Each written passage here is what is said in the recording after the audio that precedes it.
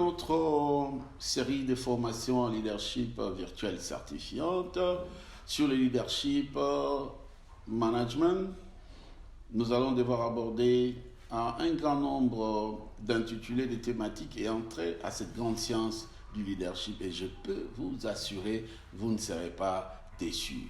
Mais pour aujourd'hui, nous allons aborder une thématique qui certainement aiderait certains d'entre vous à grandir dans votre capacité de diriger les hommes, les organisations ainsi que vous-même. Alors, le premier sujet que nous aborderons en ces jours, je l'intitule Leadership multiplicateur. Mais avant d'aller à fond de ces grands sujets, laissez-moi d'abord apporter une définition par rapport à ces concepts du leadership.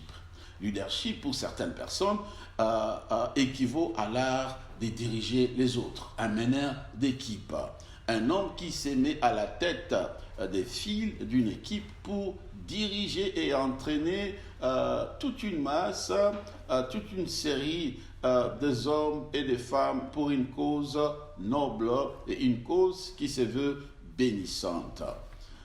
Mais j'aime la définition apportée par un grand gourou en la matière, paix à son âme, Myles Munroe, qui selon lui définit le leadership comme suit. Cet homme dit ceci: le leadership est la capacité d'influencer les autres au travers de l'inspiration et non de la manipulation. Voyez-vous, on voit dans cette définition une connotation qui a trait à l'influence qui est générée par la qualité de la vie de la personne qui entraîne les autres. Et John Maxwell, qui est aussi un grand gourou en leadership, lui dit ceci: le leadership, c'est l'influence, pas plus, pas moins. Nous comprenons par là que celui qui est appelé à diriger les autres, ils doivent être une personne exemplaire. Certains leaders de nos jours que nous connaissons, lorsque vous gravitez autour de leur vie, au lieu de se sentir être propulsé, épanoui, on se sent diminué et écrasé. Mais celui qui se veut multiplicateur, lorsque vous venez autour de sa personne ou vous travaillez avec lui, vous allez vous rendre compte que vos potentiels intrinsèques vont devoir être activés et vous allez les exprimer de manière optimale. Et cet homme a un certain nombre de caractéristiques que j'aimerais les décrire pour que nous ayons une idée en ce qui concerne ces genres de leader. Le leader multiplicateur, lui, c'est une personne en fait qui cherche à servir les autres. Il ne pousse pas ou encore il ne manipule pas les autres pour que ceux-ci les servent, mais lui, il se met à leur service bien volontiers. Il encourage, il inspire les autres, il respecte les gens, il n'exploite pas la personnalité de ces personnes qui viennent l'entourer pour évoluer dans la même cause. Lorsqu'on lui apporte des suggestions, des idées, il les accueille avec un esprit d'humilité, d'ouverture et de compréhension. Des fois même, on lui présente des idées un tout petit peu folles, mais il les accueille avec bienveillance et humilité. Et sa vie exemplaire. Tu ne peux pas être leader, multiplicateur, sans pour autant exhiber la notion de l'exemplarité. Donc, tu dois être exemplaire si tu es appelé à multiplier et à booster le potentiel des autres personnes. Un leader multiplicateur, c'est aussi une personne qui admet facilement qu'il a tort et il peut se corriger et il est prêt à demander pardon lorsqu'il se rend compte qu'il a lésé un de ses collaborateurs. C'est aussi une personne qui sait concilier, bien sûr, les points de vue conflictuels sans prendre parti pris. Donc, ce n'est pas une personne que vous pouvez les baigner facilement dans le clientélisme. Non, il est juste et il est impartial. Une question que beaucoup de personnes se posent, d'autres disent: Un leader, c'est seulement une personne qui est née avec cette casquette. On ne peut pas devenir leader par une formation, on doit les naître. Je vais y répondre à cette question ou à cette façon de voir les choses qui des fois fait couler de l'encre. Il a été démontré scientifiquement que chaque individu d'intelligence normale qui est animé du désir de servir les autres, il peut manifester cette capacité de pouvoir diriger, de pouvoir conduire les autres. Donc on peut naître leader, mais comme aussi on peut les devenir par l'étude de principes de leadership, mais aussi en étant sous la direction ou encore sous la conduite d'un leader expert pendant un certain nombre de temps. On peut naître avec cet atout, comme aussi on peut les développer par étude ou en étant sous une couverture d'une personne formidable. Voyons rapidement. Celui qui est appelé à multiplier les potentiels des autres, un leader multiplicateur. Qu'est-ce que ce leader fait? Ou quels sont les éléments décrivant que celui-ci est bel et bien un leader multiplicateur? Premièrement, je dirais celui qui est appelé leader multiplicateur. La première des choses qu'il fait, c'est cette personne qui a la capacité de se bâtir lui-même. Donc, il se donne au développement personnel. Et par développement personnel, je vois une personne qui est constamment dans des formations. Vous savez, tu ne peux pas être leader si tu n'acceptes pas de te former continuellement. Donc c'est quelqu'un qui est en formation, qui s'actualise, qui remet à jour ce qu'il connaît. Et deuxièmement, c'est une personne, à part le fait de se bâtir lui-même, il bâtit également son peuple. C'est-à-dire, il renforce la capacité des autres, il bâtit l'organisation, c'est un visionnaire. Et puis quatrièmement, il bâtit la société. C'est-à-dire, lorsque vous voyez cette personne dans une position de gouvernance, la société peut respirer en disant, depuis que cet homme, depuis que cette femme est dans cette position, nous pouvons respirer, nous pouvons espérer à un avenir meilleur. Donc cet homme vaut la peine d'être dans cette position. Et c'est également une personne qui bâtit les infrastructures, il apporte des innovations, des changements durables dans la société. Donc, ce n'est pas seulement question de privilège, je suis leader, tout le monde t'appelle leader, mais on doit avoir les œuvres palpables qui émanent de votre carrière en tant que leader. Ok. Essayons maintenant d'apporter ou d'établir un distinguo entre les leaders profiteurs ou les leaders patrons, parce que bon nombre de leaders se comportent non pas en serviteurs, mais en patrons. Alors nous allons établir les distinguos entre les deux.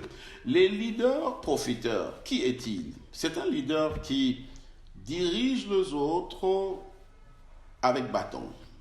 C'est quelqu'un qui manipule facilement les autres.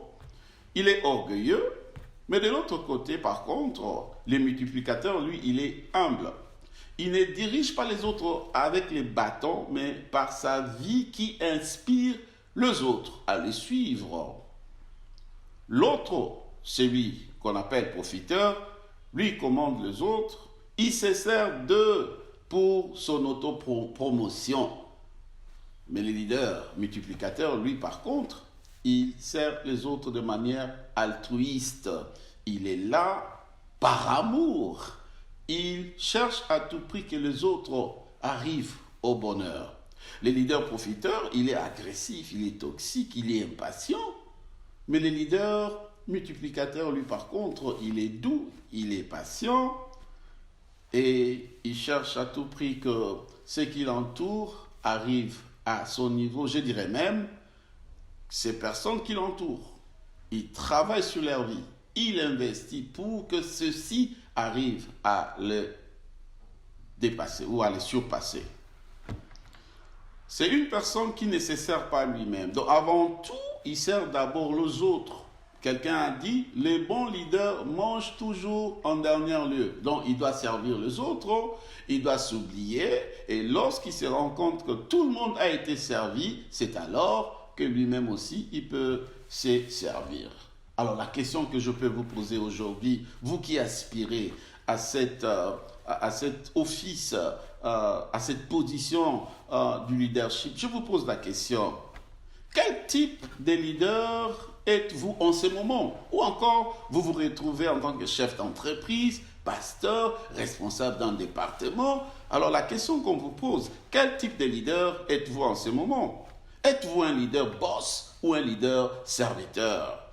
Dirigez-vous les autres avec beaucoup de pression, avec bâton, ou vous cherchez à servir les autres et vous cherchez à rendre leur vie meilleure? Êtes-vous un leader exemplaire qui inspire les autres par la qualité de sa vie, ou encore vous n'êtes là que pour votre poche? Donc c'est une question, ce sont des questions très importantes auxquelles nous sommes appelés à y répondre. Vous savez, il y a un effet qui dégage une puissance de mentation terrible. Lorsque vous vous retrouvez autour d'un leader appelé multiplicateur, celui-ci, les gens qui gravitent tout autour de lui, ils se sentent tellement inspirés au point de donner le meilleur d'eux-mêmes. En fait, ils peuvent venir, admettons, ils avaient une connaissance au niveau 5. Mais une fois ils sont en contact avec celui-ci, ils seront tellement propulsés, ils seront tellement boostés, où il y aura une croissance au moins de 50%, je dirais même de 4%, je dirais pas 50%, 70% ou encore 80%. Pourquoi? Ils se retrouvent dans un climat de travail très apaisé, un climat de travail qui favorise la croissance et l'optimisation des potentiels des autres. Mais lorsque vous vous retrouvez de l'autre côté avec un leader profiteur, lui c'est un bâtisseur de son propre empire. Il travaille pour sa propre poche, il s'en fout de vous. Donc pour lui c'est son intérêt et il peut même marcher sur vous pour arriver à ses objectifs. Mais par contre, les multiplicateurs, lui c'est d'abord l'homme d'abord. Et lorsque vous étudiez les caractéristiques de ces leaders appelés profiteurs, vous vous rendrez compte que les témoignages qui sont donnés, les gens qui se retrouvent tout autour de sa personne, deux fois, vous les sentez, ils sont malades, découragés, démotivés, ils ont même des problèmes de santé. Pourquoi? Parce que les climats dans lesquels ceux-ci travaillent est tellement stressant et ceux-ci n'arrivent pas à bien s'exprimer. Donc, il faut être quelqu'un lorsque vous dirigez, lorsque vous êtes à la tête d'une organisation, vous devez travailler pour leur épanouissement, vous devez vous soucier de leur bonheur. Faisant ainsi, les générations futures vont devoir vous acclamer et vous trouveront comme un sujet d'inspiration. Les leaders multiplicateurs, ils fonctionnent comme des aimants. Ils attirent et ils développent les potentialités des autres. Les autres, les gens, lorsqu'ils viennent tout autour d'eux, ils sont contents parce qu'ils savent, en me connectant à cet homme, je vais devoir grandir. Je vais devoir comprendre les choses, je ferai mieux et j'impacterai, bien sûr, ma génération, mais aussi dans les domaines respectifs de mon travail. Je serai quelqu'un de très excellent qui va devoir inspirer les autres. Mais celui qui se nomme leader profiteur, sa vie ressemble à un abattoir où quand vous venez, vous étiez plein, vous allez sortir KO. Parce que là, il va vous épuiser, il va vous désactiver, vous démotiver au point où vous allez perdre même le goût de la vie, le goût de travailler. À l'époque de Jésus, on a vu bon nombre de leaders, les scribes, les pharisiens et autres, qui étaient là non pas pour le peuple, mais ils étaient là pour leur position, pour leur titre, pour manipuler les autres et aussi se servir d'eux. Et Jésus, j'aime Jésus, j'aime ces grands hommes du nom de Jésus qui a bouleversé l'histoire du monde. Lui qui, quand il vient, il apporte une philosophie tout autre, toute différente. Il dit dans Matthieu chapitre 20, versets 27 à 28, il dit: quiconque veut être le premier parmi vous, qu'il soit votre esclave. C'est ainsi que le Fils de l'homme est venu, non pour être servi, mais pour servir et donner sa vie comme la rançon de plusieurs. Voyez-vous? Donc Jésus ici est en train de donner un ton qui est tout autre. Si tu veux être en première position, tu dois servir. Si tu veux être en première position, les autres doivent être là, oui, pour bénéficier de tout ce que tu as de bon, de tout ce que tu as de meilleur. Je vais terminer en disant ceci: n'acceptez pas une position du leadership si vous n'êtes pas encore prêt à servir. Deuxièmement, je veux dire, démissionnez de votre position de leadership si vous n'avez pas la passion en vous de servir les autres. Donc voilà le peu de ce qu'on avait à vous présenter pour ce jour, mais nous allons y revenir avec d'autres sujets beaucoup plus intéressants et profonds. S'il vous plaît, ne quittez pas ces images sans pour autant vous abonner à notre chaîne YouTube. Allez-y, là où il y a la clochette rouge, j'aime et abonner, cliquez dessus pour que vous puissiez recevoir des notifications à chaque fois nous aurons de nouvelles formations pour vous. Merci et à la prochaine.